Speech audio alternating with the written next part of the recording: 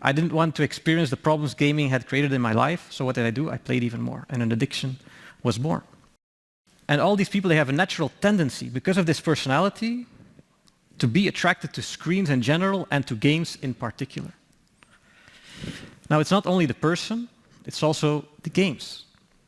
Some games are so well developed, and especially the games that are fulfilling many of the needs that these gamers have, and they're not, for whatever reason, they're not seeing that fulfilled in their life outside of gaming.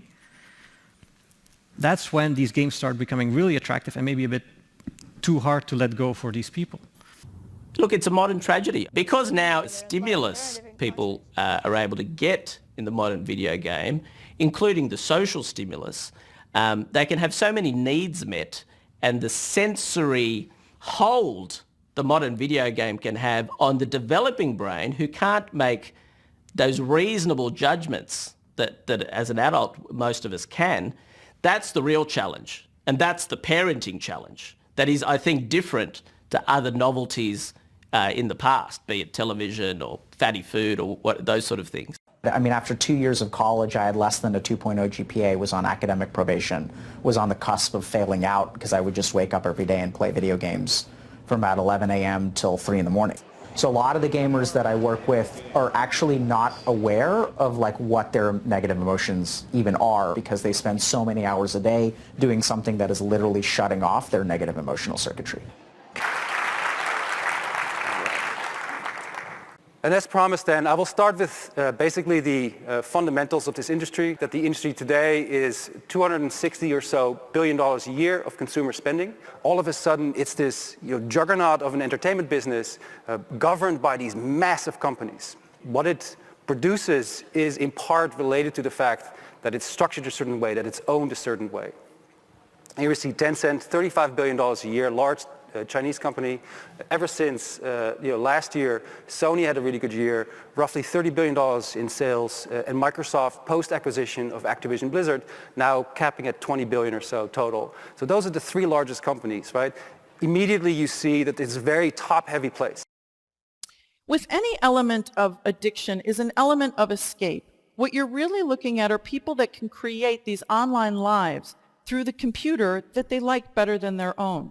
So here with a lot of gamers, these are virtual worlds or communities. So these gamers can create an avatar or a character and live in a virtual world with other gamers, okay? And there's usually battles and goals within the game to achieve. But now you might have somebody who's in real life has low self-esteem, is socially very awkward, but yet in the game they become a great warrior. And now they've earned respect. They've earned power and dominance and recognition from the other gamers. And this is very important to understand, because that's really part of the psychology of what we're saying is more the addiction. So in our brains, in the lower brainstem, we have a part of our brain called the dopamine reward pathway. And this pathway is intimately connected with motivating us to do things, approach versus avoidant behavior.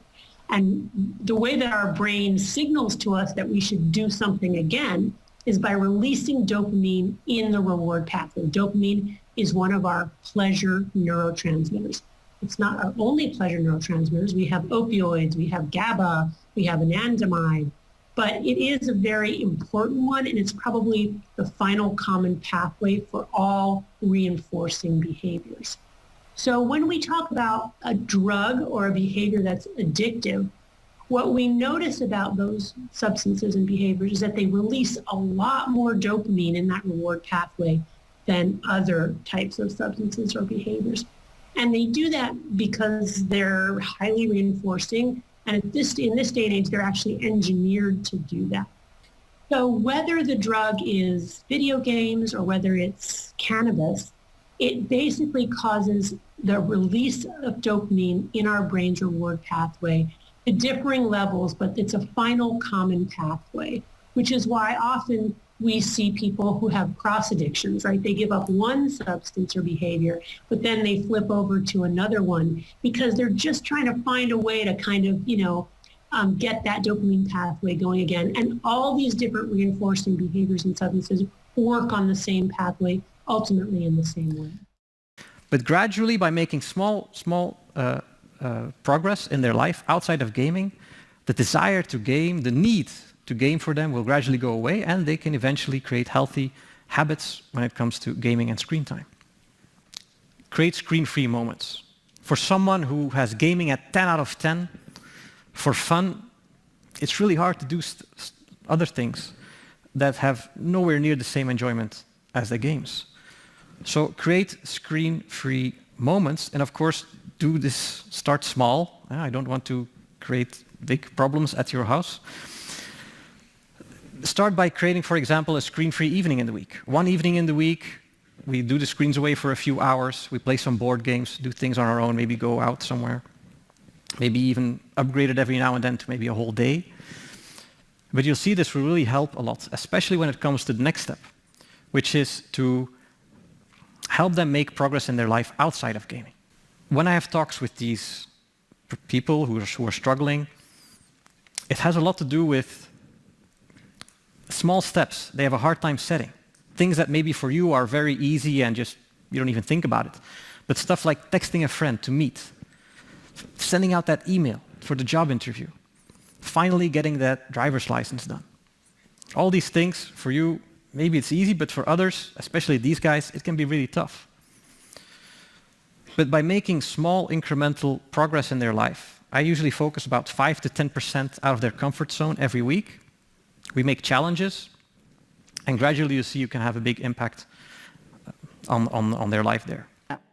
Now, with digital nutrition, it's actually about what you click on. So if you're the gamer who can't, go to school and is failing out and living back at home with his parents because you can't hold a job, maybe you need to abstain from gaming.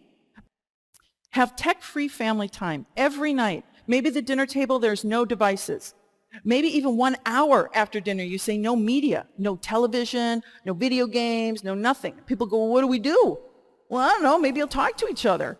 Here I am 25 years later, and now I am really quite convinced that although the brain can be diseased like any other organ, and there are situations when giving a medicine can be life-saving, I begin to believe more and more that it is our environment that is diseased and not our individual brains.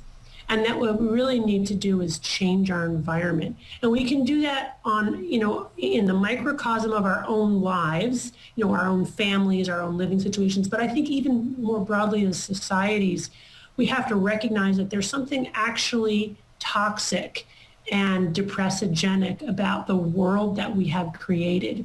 It happens in the brain when people get addicted.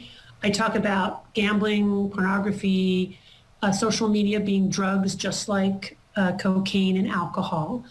And I treat those diseases or that compulsive overconsumption in exactly the same way. And I really look to people in recovery from addiction as sort of a guiding light. So what's the first thing if somebody's addicted to cocaine that we recommend? Stop using cocaine, right? Can't treat an addiction unless you stop using the drug. Someone comes in with a pornography addiction or a Facebook addiction, stop using that drug, put it away. If you have to put away your phone for a while, whatever it is, so that we can sort of reassert a new brain homeostasis. And then the question becomes, okay, how do you want to structure your environment so that either you don't use that drug anymore, or that if you go back to using that drug, you use in a way that is healthy and consistent with your values. So that's kind of the big picture of how I approach these problems. And in my experience, when I intervene in pornography or video game or social media addiction, the same way that I do for a cocaine or alcohol or cannabis addiction, people show the very same kinds of responses. They get better in the very same types of ways.